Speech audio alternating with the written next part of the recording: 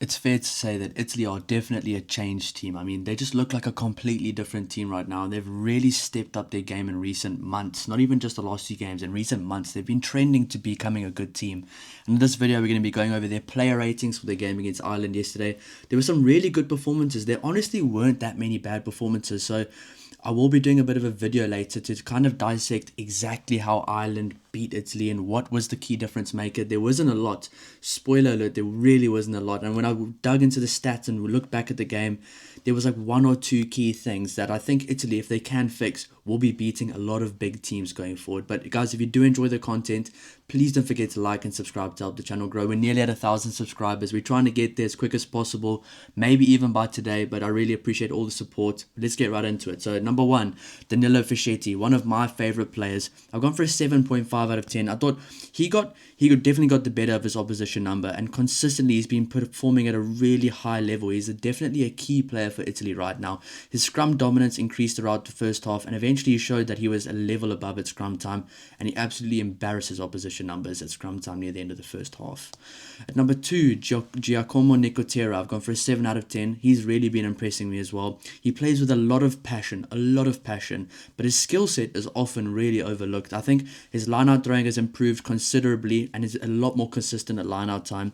And the way the forward pack of Italy operates at set piece helps them a lot. I think the locks for Italy, the way they move on the ground, they're a lot quicker. Everything in Italy is a bit more of a well-oiled machine right now compared to what it was. So this is why I think Italy are a better team right now.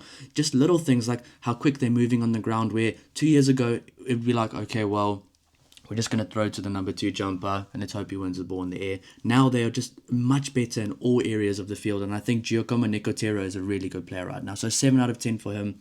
Number 3, Simone Ferrari. I have to apologize again. I did not put him in my team of the week last week, and that was wrong. He will be probably in my team of the week this week. He absolutely obliterated Gary Ringrose in that one tackle, and he set the tone defensively for Italy. I think once he did that, they really built from that, and then they just got into the game. They were physically dominant, and as I said, there was not a lot in it for them to lose the game. It was a very close game, and I think there's only one actual key area where Ireland got the better of Italy, but I will be dissecting that in a different video. He once again had a great game, and he's becoming a massive key figure in this Italian team. So 8 out of 10 for Simone Ferrari. Number 4, Niccolò Cannone. I've gone for a 6 out of 10. He was a bit quiet compared to last week, but his style of play is getting the hard work done, and it sometimes does go on unseen. Like if you were to just have a look at him on the field, he does get the hard work done, but I just thought he may have wanted to make a bigger impact this week than he did last week. I think last week he had a bit of a better game, so I've gone for a 6 out of 10, but still not a bad performance at all. I just think there were other guys that performed maybe at a bit of a higher level, but he is one of my favorite players in the Italian team. He always plays with so much passion. Number 5, Andrea Zambonin. I've gone for a 7.5 out of 10. He's slowly becoming one of my favorite players in the Italy team. His line-out work is extremely underrated, but also his work around the park is what really separates him from others. I think he made double the tackles that Joe McCarthy and James Ryan made combined. So he made 18 tackles in the game. Joe McCarthy made 5. James Ryan made 5. Together, they made combined times 2, only 20, and he made 18. So he nearly made double the tackles that those guys made together. That just shows the kind of work rate this guy has and the kind of effort he's putting in every week. So he's really been impressing me. Michel Lamoro, I've gone for a 7.5. The captain has come a long way over the past few years. I think something that stood out to me, what the commentators also noticed, which made me actually realize it, was alongside Cannone and Giuliani, it allows him to play a different style of rugby where he can be more of a you can disrupt the opposition breakdown a lot more, where you can be more of a roaming fetcher, which kind of suits his strengths a bit more than just having to go into every breakdown and be more of a tackle dominant player. I think this is the kind of loose forward. It's a really, really well balanced loose trio, which allows the likes of Ziliani and Cannone to really disrupt the breakdown, but it allows a guy like Lamoro to come and be more of a fetcher role, which he really does enjoy. Number 7, Manuel Ziliani. I've gone for an 8 out of 10. Made multiple key tackles, has been a true standout reason. He's becoming a world-class loose forward. He really is becoming a world-class loose forward. I think he's going to get offered a massive contract somewhere in France or something, because he is awesome. And if I'm the Sharks right now, I'm a Sharks fan, I'd love him to come play for us, because he's one of my favourite players in this team right now for Italy.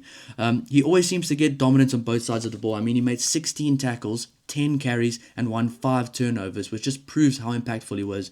Obviously, sometimes the stats don't mean everything, but when you see it and then the stats back it up, I mean, 16 tackles is a lot, 10 carries is a lot, 5 turnovers won is a lot. He's really doing a lot right now. If you are a basketball fan, this is almost like making a triple-double for points, rebounds, and assists, what he's doing right now as a forward. That is really good. Number 8, Lorenzo Canone. I've gone for a 7 out of 10. 18 tackles in just 65 minutes on the park for him. He's definitely the clear number 1 choice right now at number 8 for Italy. He wasn't able to offer as much on attack as last week, but I think that's just a testament to how much better Ireland defended. I think they definitely studied Italy in the week, and they didn't want to get those guys with ball in hand a lot more because they were really, really ruthless and really potent with ball in hand against Scotland. Now, moving on to number 9, Alessandro Fusco. I've gone for a 7 out of 10. He had some good play around the fringes. His service was good, and he almost got an interception. I'm not actually sure how he missed that interception, how he didn't get it, but it's fine. I still think he is a better starter than he is a bench player, so I do think if Varney comes in, I wouldn't want to see Fusco on the bench. I think if Varney comes in, I think Fusco moves out. I think Garbisi is a better bench player, but I think Fusco is a really good starter. That just suits his style of play a bit more. Obviously, his kicking game this week wasn't as good as last week, but I also think that Ireland did really well to try to disrupt the box kicks. They were much better in the air, their wingers as well. So you kind of have to give Ireland some credit for that as well. I think Fusco's come a long way, and he's really gone up the pecking order in the Italian scrum half rankings. Number 10, Paolo Garbisi. I've given him a 7 out of 10. I think his game management's come a long way. It's gotten a lot better recently. He has a calm head on his shoulders, and he makes a lot less errors compared to a year or two ago. I think he used to be a player that would make low probability decisions, like he'd make high-risk passes or high-risk kicks, but recently he's been a much better decision-maker, and the team is definitely benefiting from it. I think his little chip kick at the end, the final 10 minutes, was almost perfect and could have been a game-changing moment. I think his kicking at forward poles was really good, and I mean, that's expected from a guy like him. Number 11, Monty Ioane. I've gone for a 6.5 out of 10. He beats defenders for fun. I think the way Ireland defended didn't really allow for him to do as much as he would have liked. I mean, he still finds a way to contribute, and I don't think he's far away from an 8 or a 9 out of 10 performance.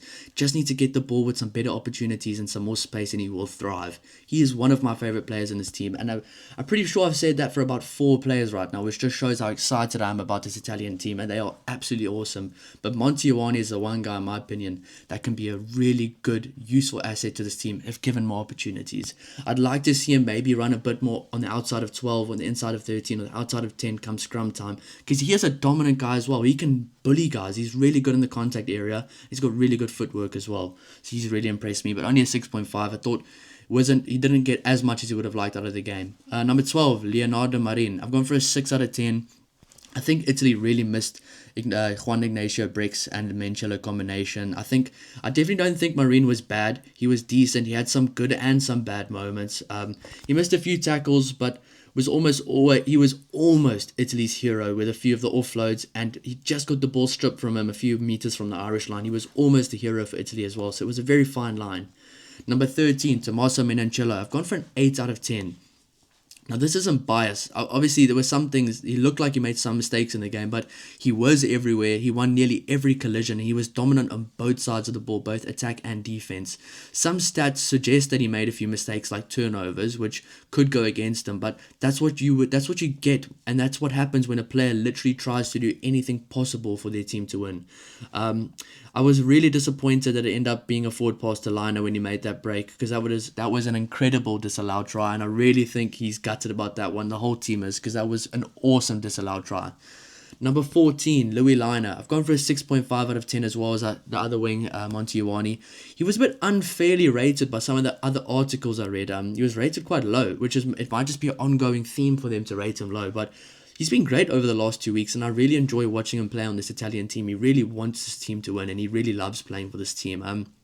Just like Monty Ioane, he wasn't given the best opportunities and enough space to thrive on attack, but he still did well with what he was given. So I was maybe going to give a 7, but I think a 6.5 is better. If that try was allowed, it probably would have been a 7. Lorenzo Poni, I've gone for a 7 out of 10. He really impressed me. I really like the way he fits into this Italian team. He has a lot of flair about him, and I can tell within the coming years he's going to be a game changer for this Italian team, especially when given more opportunities. I think when Capuazzo comes back, I'd like to see him, Poni, in the number 23 jersey potentially, because he can add a lot at the end of the game, especially if the game opens up, and he has a bit of flair about him where he can be a game breaker for them. So I really do like that about him. A poor tackle attempt on Balogun saw Ireland score a try. And if given more game time and opportunities, I think he really will grow into his role with the team. So I've gone for a 7 out of 10, but he actually did impress me quite a lot. Number 16, Tommaso De Bortolomeo. I've gone for a 5.5, which is very unfortunate because I do like him.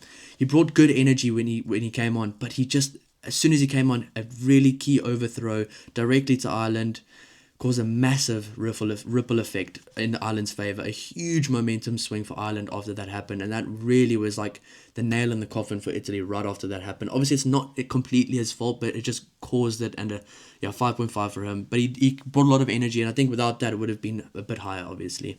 Number 7, Mirko Spagnolo. I've gone for a 7.5 out of 10. Made a huge impact as soon as he came on. Absolutely embarrassed Tide Furlong in one of the scrums, who's an Irish legend and probably rugby royalty right now as well.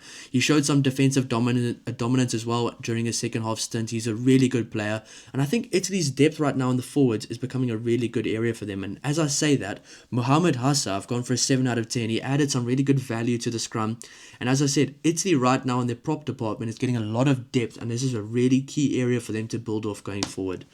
Number 19, Federico Ruza. I've gone for a 6 out of 10. He came on when Ireland started to gain dominance and started to gain a lot more possession of the ball. So he was fairly quiet, but he wasn't really given the best opportunity to make an impact in any ways. Number 20, Riccardo Favretto, has a high work rate. I've gone for a 6 out of 10 for him. He has a high work rate. I would have liked to see him get more game time. I'd like to see the coach from Italy maybe bring his bench on a bit earlier, but obviously in a game like this, the starters are really key. But I am glad to see that he at least cleared the bench, which shows he does back his players, and I think he does back the depth they have, which is a very good sign for this Italian team. Number 21, David Odiasi. I've gone for a 6.5 out of 10. He had a good cameo off the bench. I think he really cemented himself in the squad going forward, especially from a bench role. Ever since I saw him play at under 20 level, I really liked him. He's a very good leader, and I think being surrounded by guys like Giuliani, the Canone brothers, Lamoro, all these good players, Zambonin, good leaders as well, he's going to learn a lot, and he probably could be a future captain. He's a very good leader, and I'd like for him to get to a point where he's got enough experience in the team, enough game time where he can become that natural leader he is at probably club level and younger age group level, because obviously it's not going to happen immediately, but I'd like to see him grow into that. So 6.5 for him. He actually impressed me. Number 22, Alessandro Garbisi. I've gone for a 6.5 out of 10. He did well with the time given. He actually made the most completed passes for Italy on the day, which just shows how much possession they had at the end of the game. It will be interesting to see how they handle the scrum off selection when if they bring Varney back into the fray, because they do have 3 good scrum offs, but I do think Garbisi might be better on the bench suited for Italy. As I said, Fusco is a good starter, but I maybe would like to see Fusco get a chance off the bench to see how he operates compared to a Garbisi. It's obviously difficult at international level because you're kind of in a win now mentality, so maybe against the likes of Wales they can try something like that. I don't know. But I think I would like to see Varney get some more game time back, because he probably has been in the best form between the 3 based at club level. But obviously right now, the other 2 haven't really played themselves out of the team either. Number 23, Paulo Adogwu. I've gone for a 7 out of 10. He really impressed me. He had a great impact off the bench, and I think he might just get more opportunities going forward, especially off the bench. His little cameo he made was very impressive. He was dominant with ball carrying. He looked like a really good player out there, and he looked like one of the better players on the field. So maybe he might get more game time going forward, because I know I said I want Pani to get more game time off the bench when Capuazzo comes back, but do they then go to a 5-3 split and allow the likes of a Garbisi, a Dogu, and Pani to come on together? Because that would be quite a good combination. Or do they stick with the 6-2 split, knowing that they have more forward firepower? It's going to be an interesting selection going forward, and I'm not sure how they're going to do with that. But I will make a video on who I think they should pick for their next game. It should be interesting. I think there might be 1 or 2 changes, but not that much. But that's just what I think. That's my player ratings for Italy versus Ireland. Obviously, no bad ratings at all. 5.5, but that was just really unlucky. And I think most of the players played really well. I'm really excited to see how this team does going forward, because they are trending up at the right time right now. They're looking like a dangerous side. I love Italian rugby, and if you guys do enjoy the content, please don't forget to like and subscribe, and we'll see you in the next one. Cheers.